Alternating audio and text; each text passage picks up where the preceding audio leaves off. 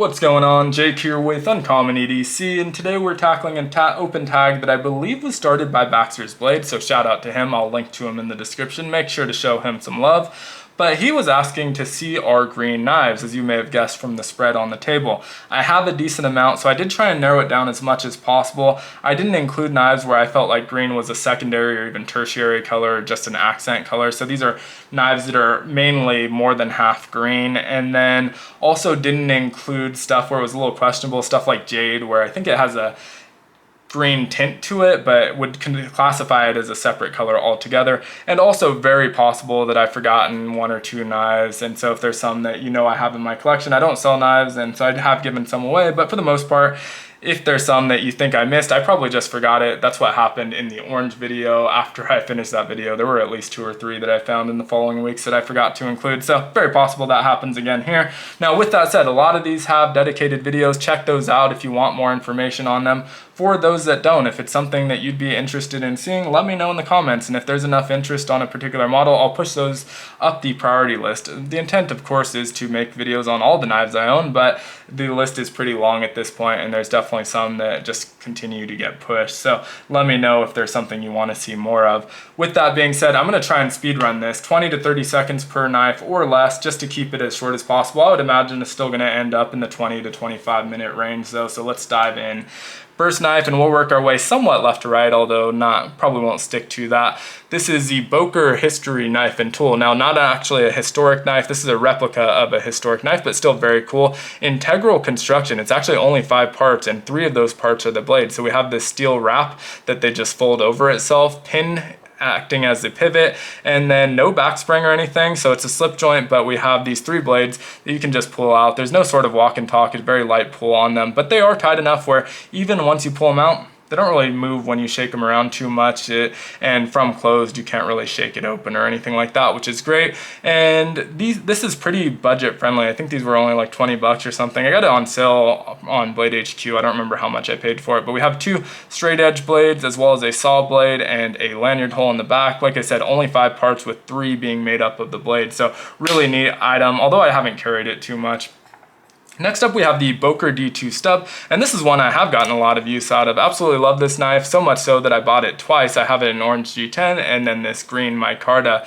This is a serialized run that was an exclusive to CountyCom. I think they had probably about 1,000 because it's a 4-digit number, and I have number 925. Very possible it was 1,500 or even higher than that. I didn't make those type of notes for this video, but cool frame lock and probably about an inch long cutting edge. And you can use these in the same capacity you would use most utility blades. It's great for opening packages at a mill, and that's where it's gotten most of its use. This used to live on my desk and be the main knife that I use for opening packages, although that's changed recently. Next up, we'll work our way down the left side. We have a couple Benchmade. So up first, we have the 9400. This is the automatic version of the 940, and this thing kicks. Really impressive action. This is my only Benchmade auto. I have handled a few others, and I feel like this is the heaviest kick I've felt on any of them. So it is an out the side auto. A lot of the other ones I've handled have been out the front, although recently I did handle the Adamas auto, and that one uses an Axis style lock release, but it's still an auto. And this feels like it has a heavier kick to me. But based off the original 940 Osborne design, black coated hardware blade and pocket clip on this one, and still has that original colorway that I love so much. The green anodized aluminum scales, these do have a powdery feel. Actually, the reason I bring that up, I was watching EDC for Fun's video. Dennis over there just picked up an aluminum knife with anodization that has the same powdery feel, and he was not a fan of it. Now, it does go away. This one still has it, but my 940, it's definitely worn off. So it does go away after time, but my wife also just won't touch this knife. She hates it so much, and so it doesn't bother me, but if that's something that you think would bother you, probably would not get the aluminum scaled 940 or 9400. It does have a safety on here as well. Purple backspacer, which I think complements that green so well. I think of all of the green shades that I have on the table, this is probably my favorite. Just really love this deep dark forest green that we get on the 9400 and the 940. So of course, next up we will look at that 940, probably my favorite Benchmade in my collection, also responsible for the worst cut I've ever gotten from a knife. And with popping a zip tie, of course, which there's plenty of better ways to get a zip tie off, but did cut myself pretty badly getting a zip tie off. And so same aluminum anodized handles. I did mention the powdery feeling is gone from this one. I don't feel it really at all. Maybe someone who's bothered by it might still feel some remnants of it, but I don't notice it at all. This one also has a lot of just kind of snail trails on it, but overall I'm really happy with how the anodization is held up. There's very few minor chips on here, and a lot less than I would expect, and a lot less than I have on comparable knives that I've carried, a lot less than I've carried this one. And so I've been pretty happy with how this one's held up overall. Non-coated blade, and of course an axis lock instead of that button release for the auto, but great action. Same purple anodization on the backspacer, although again that does look like it's starting to fade. Each of those nubs is kind of silvering out, but it still looks great. So piece of pocket jewelry, but also a great knife.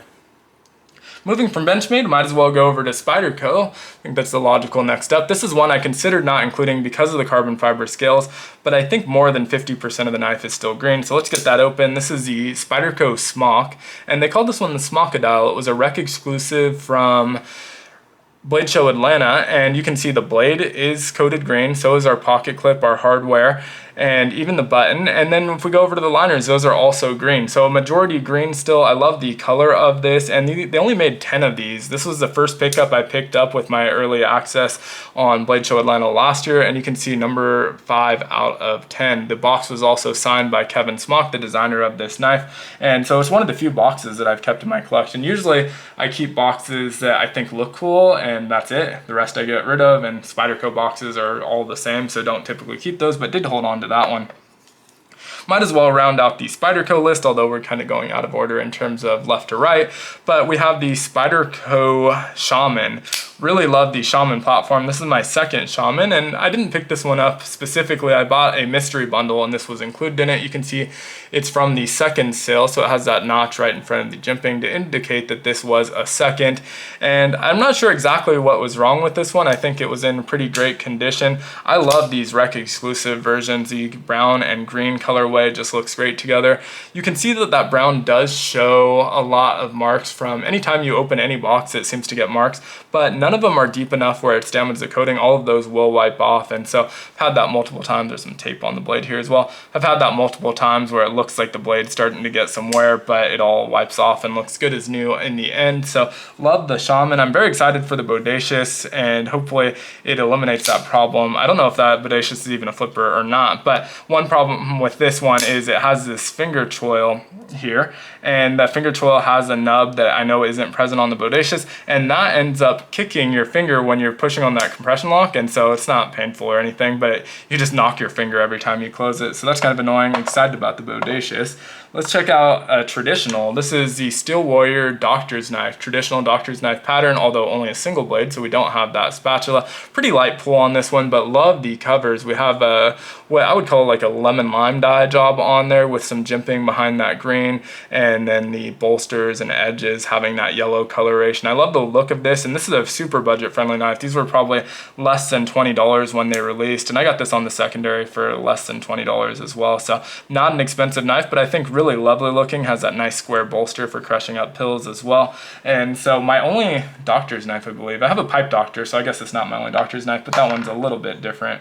And sticking with our slip joints, we have a modern slip joint here, the Suprlativ Cruzador. The original name on this when I made the video was the Infidel, Superlative Infidel, but since Benchmade has a copyright on Infidel, they decided to change the name. Now, Benchmade didn't press them or anything, they just decided to avoid future problems, they'll change the name. So they changed it to the Cruzador, but it has this green, I think fat carbon inlay with titanium bolsters, nice dark wash on those, and this really wicked blade shape, M4 steel. And I think the reason I like this so much, I absolutely love this knife. It has a super heavy pull, probably the heaviest in my collection, but I think the reason I like it so much is it reminds me of a slip joint version of the 940. Now, it's certainly not a direct copy. You can see it has a very similar profile, but not really identical shapes or lines anywhere on the knives, but they have a similar feel overall, and so I think that's what attracted me to this knife. Now, one thing that I think would be cool, because it has such a similar feel to me, is trying to figure out how to get this back spring purple. I don't know what it is. If it's steel, it probably can't be anodized. If it's titanium, we can probably just anodize it purple,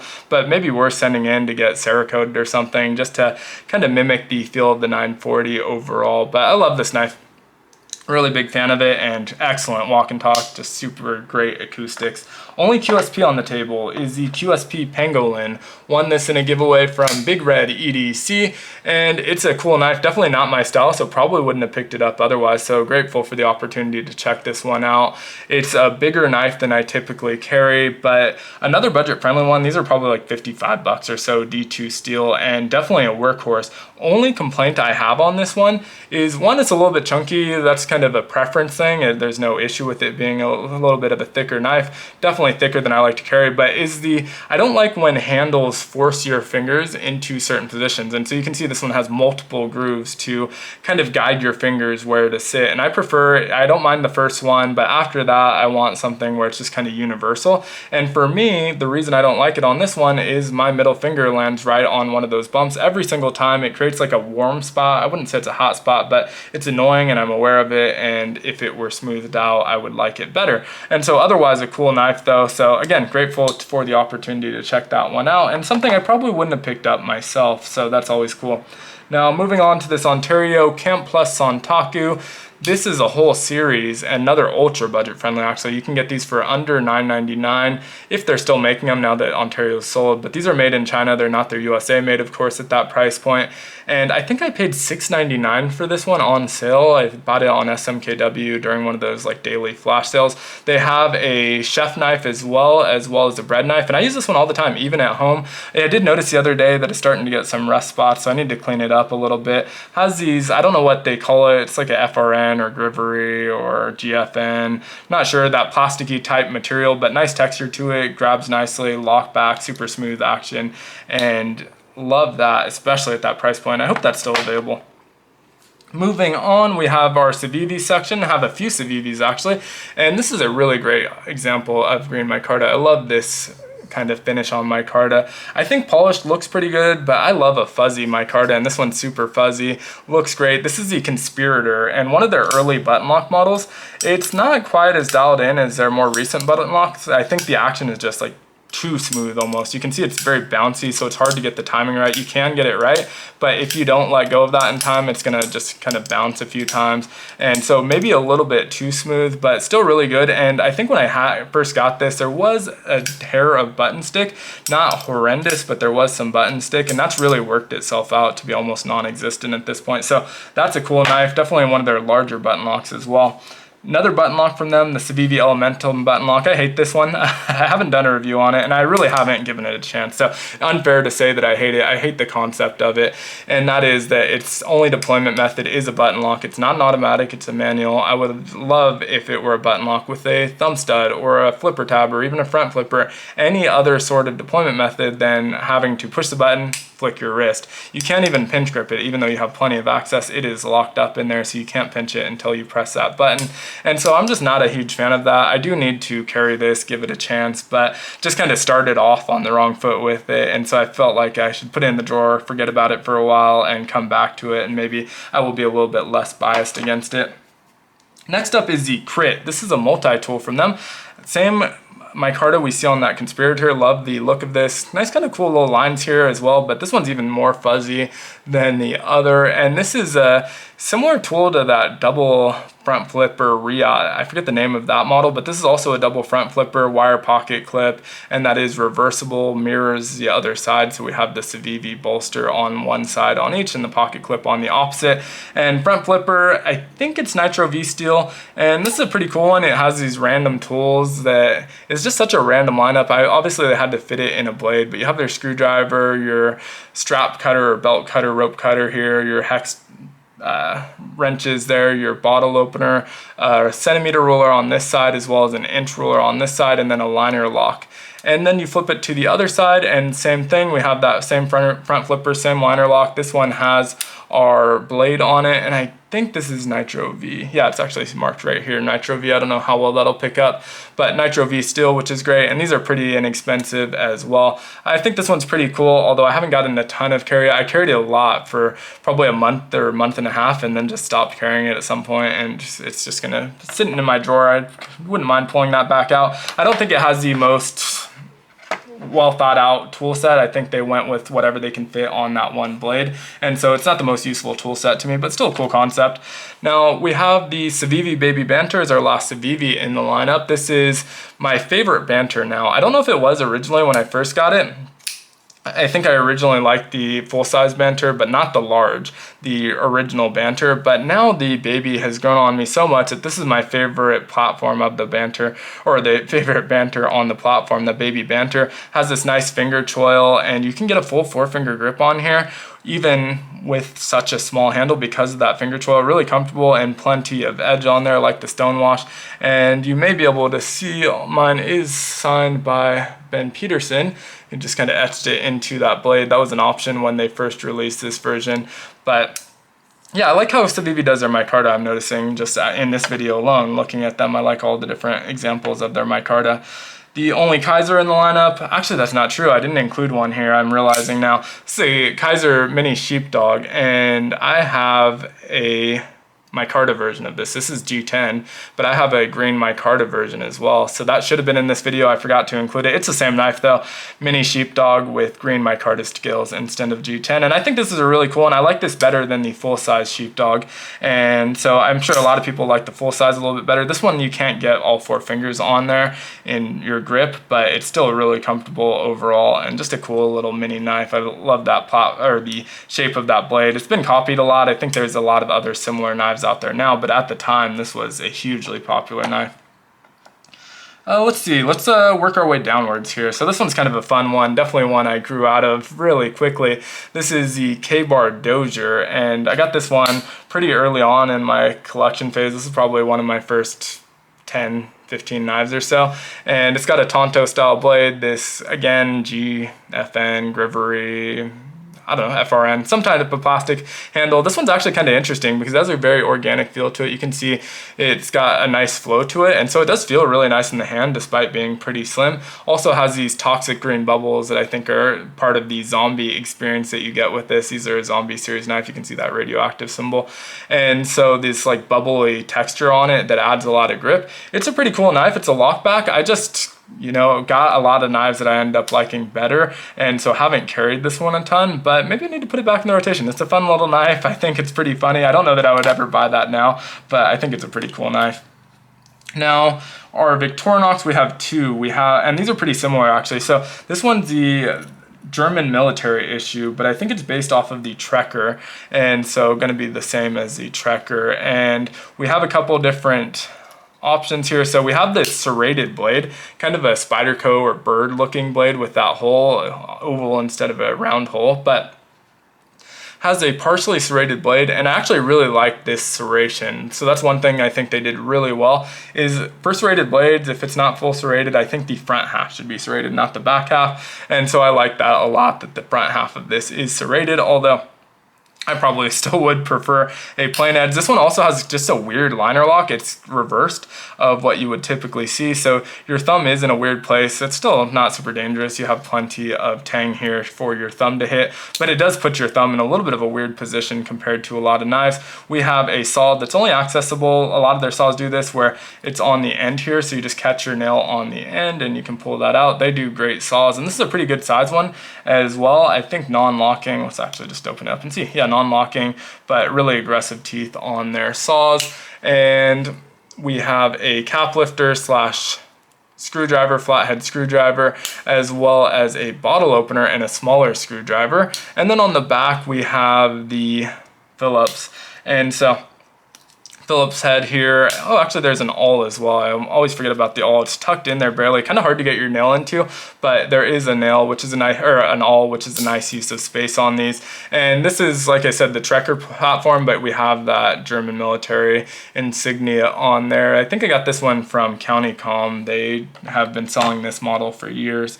Now, the next one is one I got from a Going Gear box. This is the Hunter XT, I believe. And so 3-bladed. I know Tim from Tim's School of Fish hated this one. He did a video on this as a pass around knife, hated it. I don't hate it, but it is kind of an ugly knife overall and just a weird one. But we do have 2 different blades with that Spidey style hole, although oval instead of spider.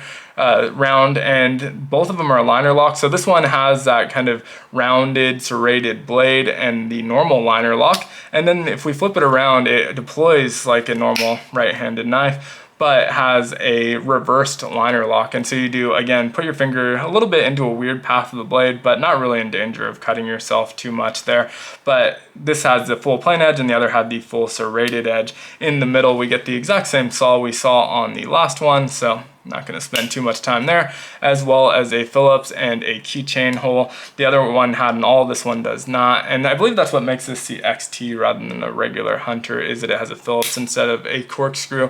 But overall, not a bad knife. Both of these are pretty bulky. I think at this size point, I'd rather carry a normal multi-tool, but still cool knives.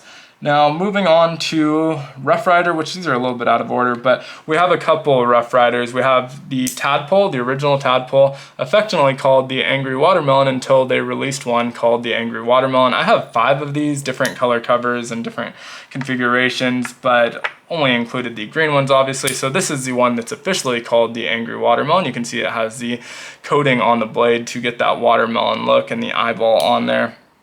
So that's really cool. Let's round out the Rough Rider, even though it's out of order. So we have the Moose pattern. This is our classic G10, green and brown. I think this looks really, really great. Great colorways and matches up nicely with that brass liner on the bolsters. And this Moose pattern has a clip point on this side. Really nice clip point, large, decent pull, nice snap on this. This is a really excellent example from Rough Rider at a very budget cost. These were like 15 bucks or so. And then this one, I don't know what to call this blade. It kind of has a Persian look to it, but I think it might be, they might be calling it a spade blade. I'm not 100% sure, but either way, Moose pattern and a little bit lighter pull, but still nice and snappy on that. I think this is a pretty cool one. I don't think I've done a video on that either. I need to soon. Last Rough Rider, we have their Half Hawk, and this is a Merry Christmas, so we got the candy cane stripe on there, the Merry Christmas blade etch, and the secondary, I think a pen blade, if I remember correctly. Let's just double check. Yeah, pen blade. So nice secondary, that matte strike pull on there. Nice fit and finish overall on this one. It's got a little bit of a wonky spring, but it's not too bad, especially at the price point, and I think the covers look really good. These are more kind of seasonal showpieces and actual knives that I carry a ton, obviously being a Christmas themed knife, and so I don't mind the fit and finish as much as I would a EDC type knife. Kind of got out of line here, so let's work our way back over to the left a little more to the middle. We have our Douk Douk. This was a Knives of France exclusive, I believe.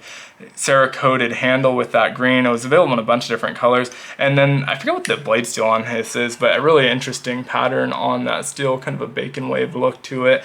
And these are similar kind of folded construction of that steel handle, but this one does have a spring in it, unlike the Boker History knife and tool. Really good action on here, actually. It's got a heavier pull than I expected, super snappy, and just a fun action to fidget with. I was very surprised by this knife and very happy with this one. Next up, we have the Berg Blades Bottle Butcher, and I cut myself on this one at CCKS actually. Super sharp Damascus blade, green micarta handles there, and just a tiny little cleaver blade. And the cool thing about this one is it has that cap lifter on the back that's still accessible in the Kydex sheath, and it comes on a keychain. This is serialized out of 155, weird number, but I got 150 even on my serial number. Now, next up, we have our CRKT Burnley Squid. This is a very cool example. Blade HQ exclusive version, and this is their original Desert Warrior. Kind of has this bronzy blade, a little more than brown. I'd say that's more of a bronze blade. Green micarta, nice micarta also. This one's kind of rubbed down, not as fuzzy as some of those Civivis, but still a nice example of it. And we have that bronze back spacer as well. Every time I show this one, there's people in the comments mentioning that they wish they can get their hands on it. So I hope Blade HQ does another run of these one day. I think they're popular enough that they will sell very, very quickly if they do another run of these, so hope to see that back one day.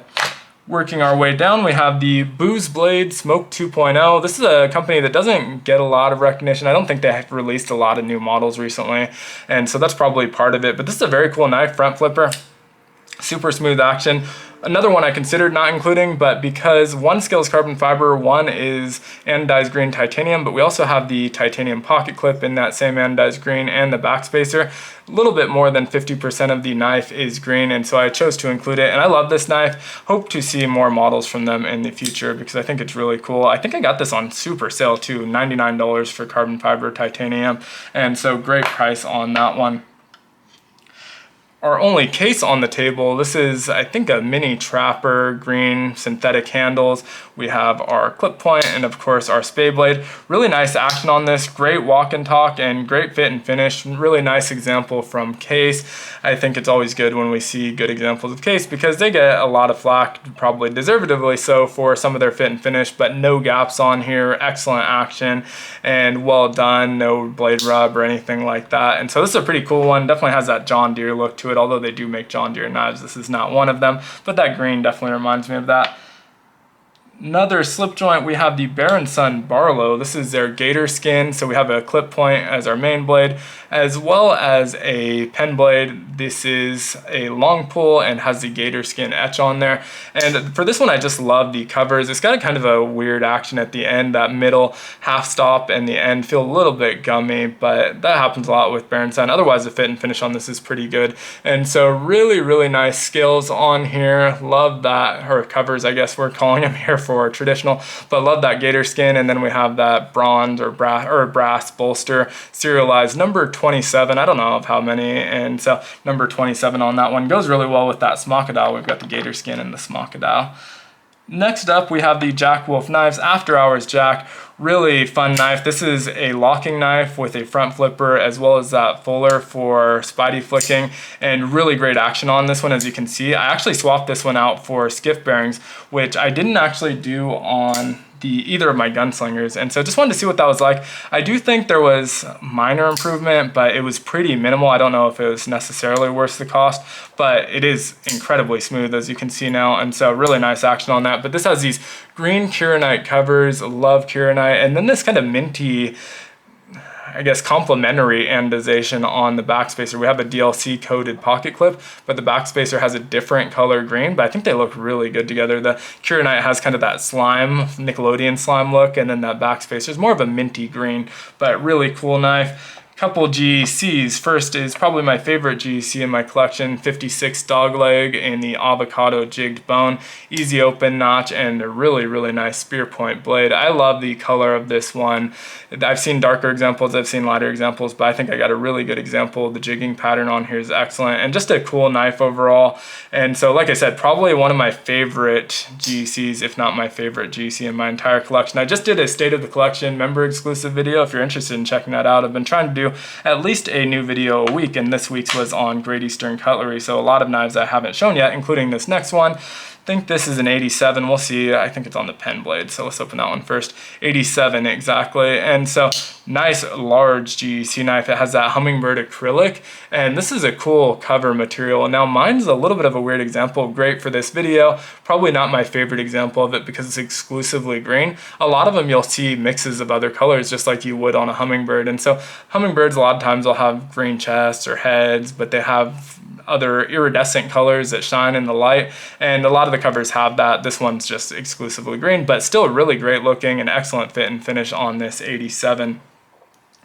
Rounding down to our last three knives, almost there, so we'll go with the Ori River Jack from Traditional Pocket Knives. Now that I think about it, I don't know if I've made a video on this one, I can't remember, but I went with the single blade spear point, really cool, and this also has that super fuzzy micarta that I like, and it was a little bit dry when I got it. It doesn't feel so dry anymore, but it's still pretty fuzzy, and so that hasn't gone away, and I really love this knife, really cool knife, M390. They're pretty affordable, kind of mid-price in terms of modern slip joints at around $150, I think. Long pull on that one, and a lot of different options. I'm sure a lot of those are sold out at this point, but titanium bolsters and fluted bolsters with screwed hard drive torque screws instead of pinned construction, and so that's a really cool knife. I do need to make a video if I haven't. I'll have to check after I finish recording this.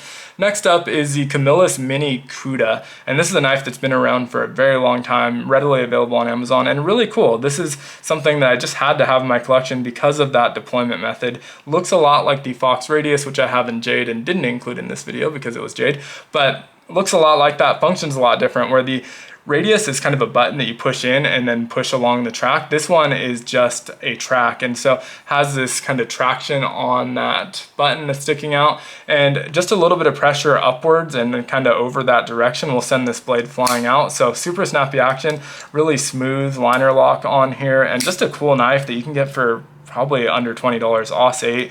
And there's a full-size Cuda. It's a little bit different. It has a similar track on there, but different shape. And so I don't know what that one handles like. I need to grab one, but I love this knife. And if you don't have one, I think it's a cool deployment method. I like getting stuff that has unique deployment methods or unique locks that you don't see on other stuff. And so this was an obvious get from me.